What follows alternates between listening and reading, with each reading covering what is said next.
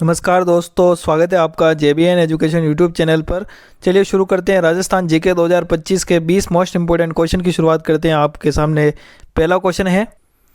Question आपके सामने आ चुका है।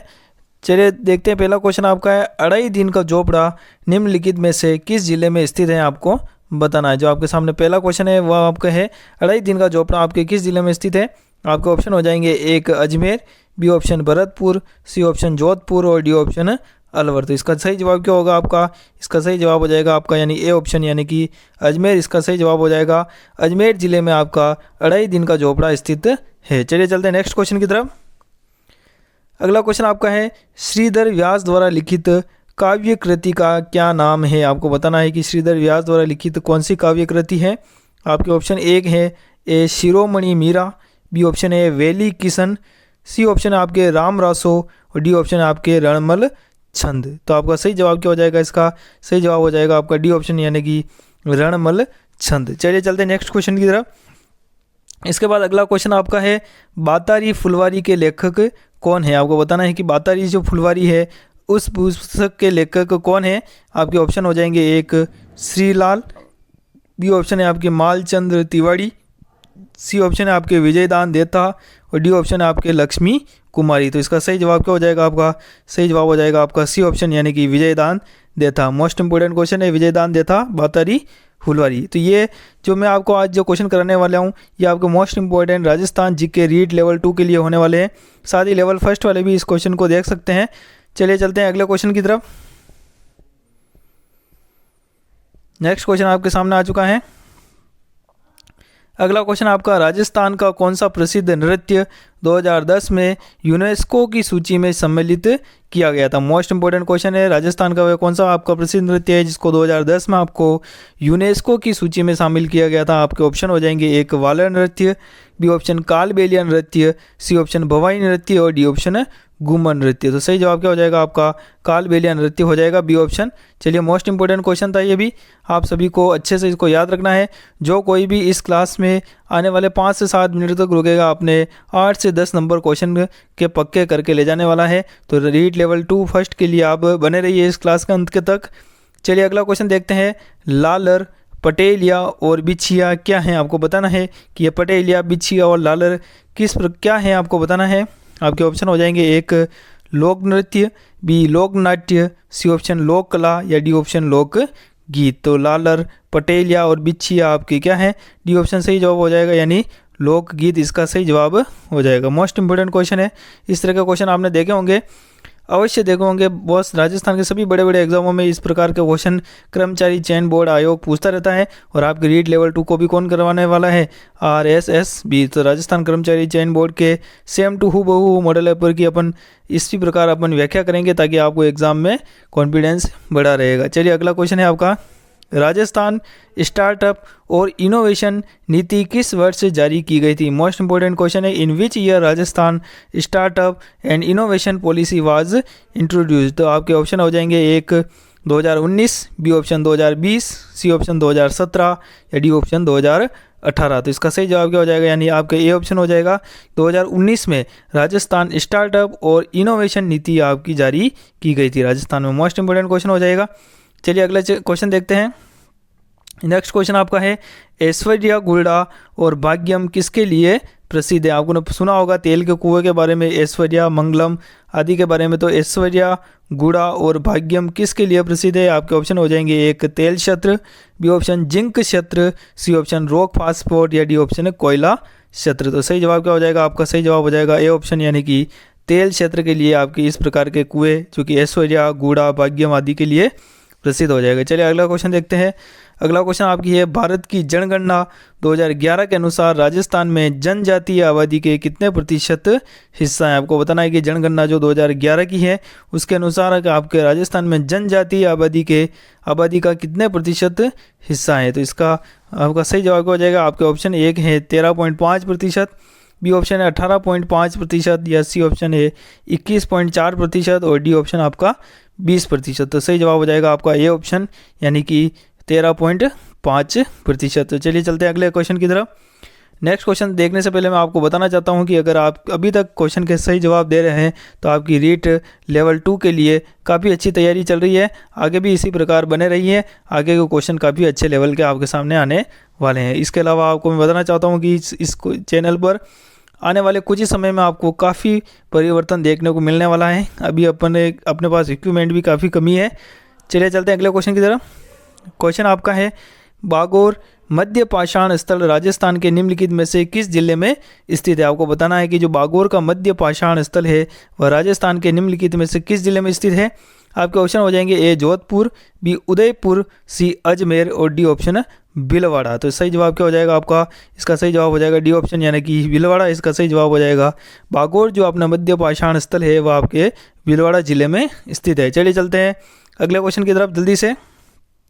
दोस्तों अच्छी तैयारी करनी है, काफ़ी समय आपके पास कम रह चुका है और आपको पता है वैकेंसी भी इस बार कम है, तो आपकी तैयारी इतनी मजबूत होनी चाहिए, आपको सिर्फ एक सीट की ज़रूरत है।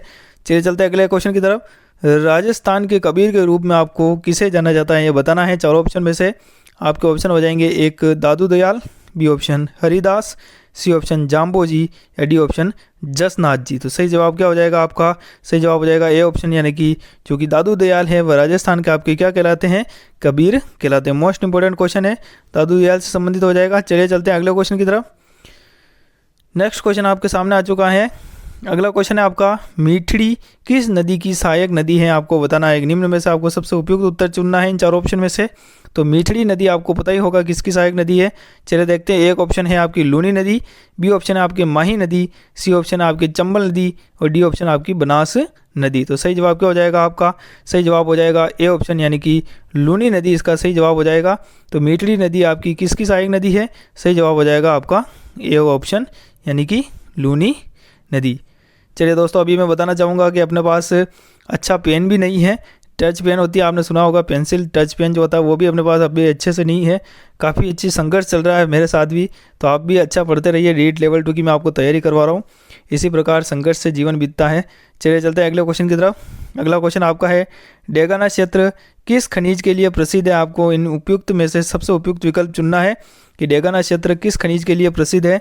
आपके ऑप्शन हो जाएंगे, ए टंगस्टन, बी ऑप्शन तांबा, C option zinc, D option tin. तो आपको बताना है कि डेगाना क्षेत्र जो नागौर का है कहाँ पर स्थित है। डेगाना क्षेत्र आपके नागौर में, मैं यहाँ पर लिख देता हूँ आपका नागौर में स्थित है डेगाना क्षेत्र। चलिए इसको मैं मिटा देता हूँ, अच्छे से लिखा भी नहीं जा रहा इस पेन से, आज ये पेन काफ़ी ख़राब चल रहा है आज। तो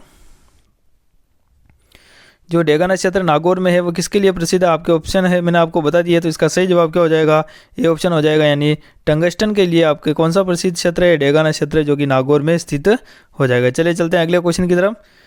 नेक्स्ट क्वेश्चन की तरफ चलते हैं। आपका नेक्स्ट क्वेश्चन आपके सामने आ चुका है। अगला क्वेश्चन है, संपूर्ण देश कितनी निर्वाचन क्षेत्रों में विभाजित हैं। आपको बताना है कि जो संपूर्ण देश है अपना भारत अभी वर्तमान स्थिति में कितनी सीटों पर निर्वाचन क्षेत्रों में विभाजित है। आपके ऑप्शन हो जाएंगे, एक 543, बी ऑप्शन 557, सी ऑप्शन 550 और डी ऑप्शन 540। तो इसका सही जवाब हो जाएगा आपका ए ऑप्शन हो जाएगा इसका सही जवाब, क्योंकि 543 सीटों पर भी हाल ही में लोकसभा के चुनाव होते हैं।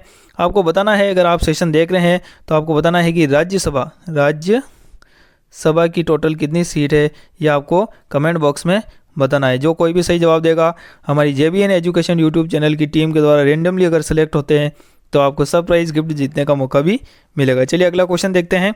नेक्स्ट क्वेश्चन आपका है, भारत के निर्वाचन आयोग की अध्यक्षता कौन करता है। आपको बताना है कि भारत के जो निर्वाचन आयोग होते हैं उनकी अध्यक्षता कौन करता है।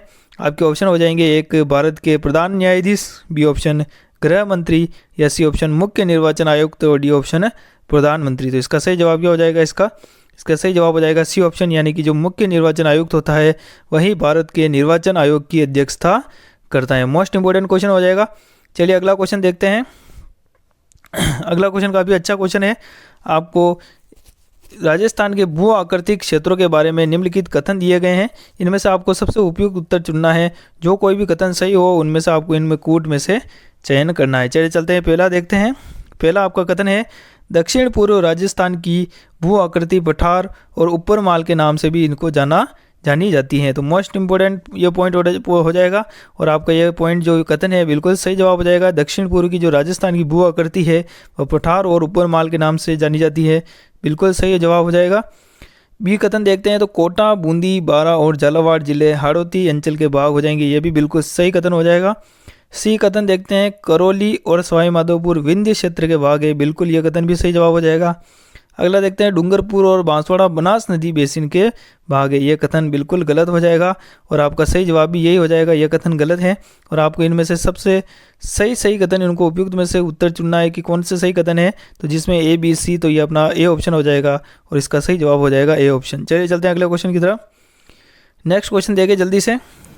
अगला क्वेश्चन आपका है, यह क्वेश्चन आज का लास्ट होने वाला है, क्या आप इसका आंसर आप बताएंगे? चलिए देखते हैं। जल उपलब्धता के निम्नलिखित चरणों को सबसे शुष्क से सबसे आर्द्र यानी निम्नतम से उच्चतम के क्रम में आपको व्यवस्थित करना है। आपको बताना है कि जो जल उपलब्धता मतलब वहाँ पर इस क्षेत्र में कितनी जल की उपलब्धता है, उसके आधार पर आपको निम्नतम से उच्चतम के क्रम में आपको व्यवस्थित करना है कि सबसे पहले देखना कहाँ सबसे निम्न है और लास्ट में आपको देखना है कहाँ सबसे उच्चतम है। तो चलिए इसका जवाब आपको देना है। आपके ए ऑप्शन है मरुस्थल थार, बी ऑप्शन पूरी नदी मैदान, सी ऑप्शन है अरावली उच्च भूमि और डी ऑप्शन है नहरों के साथ सिंचित कमांड क्षेत्र। तो इसका जो कूट है आपको चुनना है, सही विकल्प आपको चुनकर कमेंट में किस में देना है, कमेंट में इसका आंसर देना है। तो चलिए मैं आपकी सबकी कमेंट में चेक करूंगा कौन कौन इसका आंसर देता है। जो कोई भी सवाल सही जवाब देगा उसका अगले वीडियो में नाम भी लिया जाएगा, साथ ही टीम के द्वारा सरप्राइज गिफ्ट भी उनको जीतने का मौका मिलेगा। तो मिलते हैं अगली क्लास में राजस्थान जीके की। यह था आज के राजस्थान जीके की मोस्ट इंपोर्टेंट क्लास, जो कि आपके आने वाले रीट लेवल 2 के लिए फर्स्ट के लिए मोस्ट इंपोर्टेंट होने वाले हैं। अगली क्लास में मिलते हैं। आप इसी प्रकार जुड़े रहकर JBN एजुकेशन यूट्यूब चैनल पर अपनी तैयारी को जारी रख सकते हैं। अगर आप उम्मीद करता हूँ आपको वीडियो पसंद आया हो तो वीडियो को लाइक करें, सभी के साथ इस वीडियो को शेयर करें अपने सभी दोस्तों के साथ, सभी भाइयों के साथ, और चैनल अपने JBN एजुकेशन यूट्यूब चैनल जो है उसको आप सब्सक्राइब कर सकते हैं। साथ ही बायस में बेल आइकन का प्रेस मिलेगा, उसको प्रेस कर लें ताकि ऐसे मोस्ट इंपॉर्टेंट वीडियो सबसे पहले आपको अपने मोबाइल पर मिल सके। इसके अलावा इस वीडियो की अगर आप PDF भी प्राप्त करना चाहते हैं तो हमारे JBN एजुकेशन यूट्यूब चैनल के टेलीग्राम लिंक से जुड़कर आप वहां पर PDF प्राप्त कर सकते हैं। तो मिलते हैं अगली क्लास में, तब तक के लिए आप JBN एजुकेशन यूट्यूब पर जुड़े रहिए, वहीं पढ़ते रहिए और सीखते रहिए। चलिए मिलते हैं अगली क्लास में, तब तक के लिए जय हिंद, जय राजस्थान।